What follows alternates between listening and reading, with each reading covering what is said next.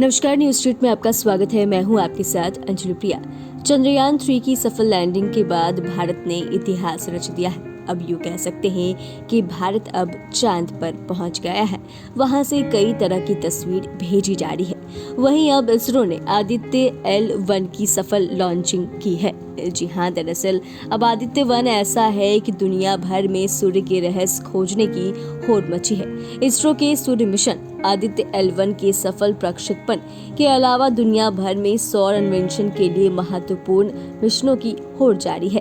बता दें कि दुनिया के कई ऐसे लोग हैं जो सूर्य के गढ़ रहस्य को सुलझाने के लिए समर्पित हैं और सभी सूर्य के बारे में जानकारी लेना चाह रहे हैं। वहीं आदित्य L1 जो है वो सूर्य के तमाम चीजों के बारे में जानकारी इकट्ठा करेगा। भारत की अंतरिक्ष एजेंसी इसरो कम कीमत पर अपने मिशन को अंजाम देने के लिए जानी जाती है। इसरो ने नासा और दुनिया की अन्य अंतरिक्ष एजेंसियों के मुकाबले काफी कम लागत पर मिशन भेजे हैं। चांद की सतह पर सफल लैंडिंग करने वाले चंद्रयान 3 मिशन के कम बजट ने पूरी दुनिया का ध्यान आकर्षित किया है, अपनी तरफ खींचा है। और अब आदित्य L1 के बजट की बात है।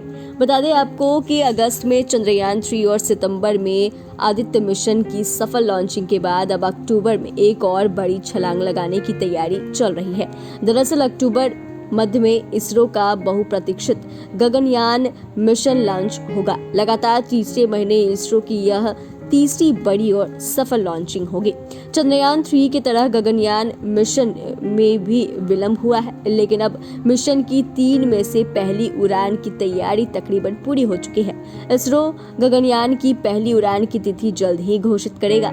गगनयान को अंतरिक्ष की निचली कक्षा में भेजा जाना है, जो धरती से करीब 400 किलोमीटर की ऊंचाई पर होगा। अक्टूबर में उड़ने वाला गगनयान 3 दिनों तक अंतरिक्ष का चक्कर लगाएगा।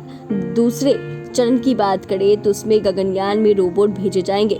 वहीं दूसरी उड़ान 2024 की शुरुआत में होगी, लेकिन यह गगनयान की पहली उड़ान की सफलता पर निर्भर करता है, जबकि तीसरी उड़ान जो अप्रैल 2024 तक प्रस्तावित है, इनमें 3 अंतरिक्ष यात्री भी सवार होंगे। लेकिन तीसरी उड़ान भी पहली और दूसरी उड़ान की सफलता पर निर्भर करता है। जहां आप लोग अभी तक यही सुन रहे थे कि भारत चंद्रमा पर पहुंच गया है, और वहीं आदित्य L1 की सफल लॉन्चिंग होने के बाद अब आदित्य L1 जो है वो सूर्य की तमाम चीजों के बारे में जानकारी इकट्ठा करेगा। इन दोनों सफलता के बाद अब तीसरे सफलता की तरफ इसरो बढ़ चला है। अब इसरो अक्टूबर में एक बड़ी छलांग लगा सकता है और कहीं न कहीं तमाम चीजों के बारे में जानकारी भी दिया जाएगा कि आखिर ये नया मिशन क्या है। गगनयान को अंतरिक्ष में भेजने की बात कही जा रही है और यह तीसरे चरण तक होगा, और ये तीसरा चरण पहले और दूसरे चरण की सफलता पर